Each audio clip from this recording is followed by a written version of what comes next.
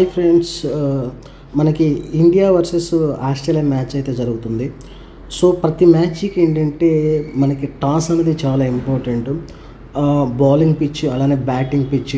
So మనకి రెండు రకాల టైప్స్ ఆఫ్ పిచ్లు అయితే ఉంటాయి.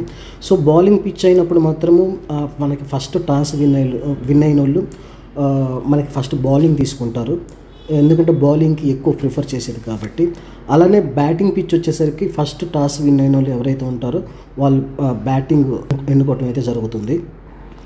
సో అలాంటి టాస్ మీద మనం ప్రెడిక్ట్ చేయొచ్చు, చాలా అవకాశం అయితే మనకు ఉంది ప్రెడిక్ట్ చేయడానికి.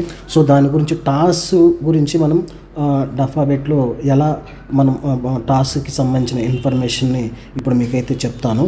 సో ఫస్ట్ డఫాబెట్ యాప్ని అయితే ఓపెన్ చేయాలి. సో మీలో ఎవరికైనా లేకుంటే నేను కామెంట్ బాక్స్లో వెబ్సైట్ లింక్స్ అయితే మీకైతే ప్రొవైడ్ చేస్తాను.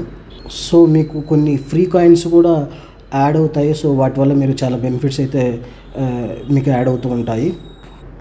సో ఇక్కడ మీకు స్పోర్ట్స్ అని ఒక ఆప్షన్ ఉంది కదా, సో ఈ స్పోర్ట్స్ అనే ఆప్షన్ మీద అయితే క్లిక్ చేయండి.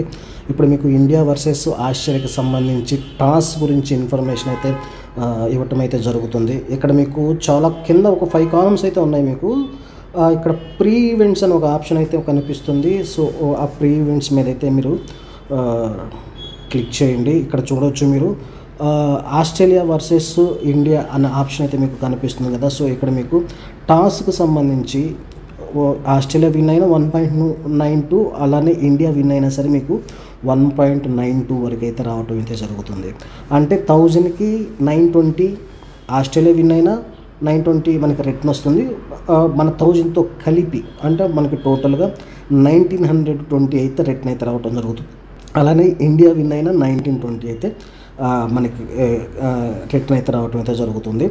సో దీనికి సంబంధించి అలానే మీకు వెబ్సైట్లో ఏంటంటే మనకి ఒక బిఫోర్ జరిగినటువంటి ఒక 10 మ్యాచెస్కి సంబంధించినటువంటి ఇన్ఫర్మేషన్ అంతా కూడా మనకి ఉంటుంది. సో దానికి సంబంధించిన డీటెయిల్స్ కూడా మీకు ఆ వెబ్సైట్లో అయితే ఉంటాయి. ఒకసారి మీరు వెబ్సైట్ని కూడా విజిట్ చేయండి. సో మీకు చాలా ఇన్ఫర్మేషన్ అయితే వస్తుంది వెబ్సైట్ నుంచి కూడా.